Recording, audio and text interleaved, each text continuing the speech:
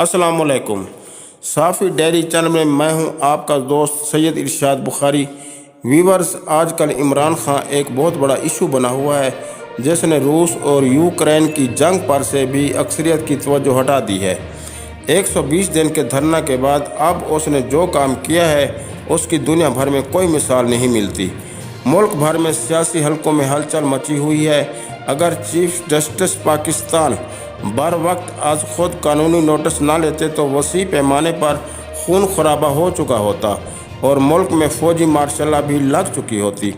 इमरान खान ने आइन शिकनी करके मुल्क में जंगल का कानून नाफिज कर दिया है, जिसके असरात पंजाब असम्बली में भी बखूबी देखे जा रहे हैं। जिसकी लाठी उसकी भैंस के मुस्दाक ताकतवर कमज़ोर को पामाल करने पर लग गया है। इमरान खान बार बार कह रहा है कि धमकी आमेज ख़त अमेरिका ने भेजा है।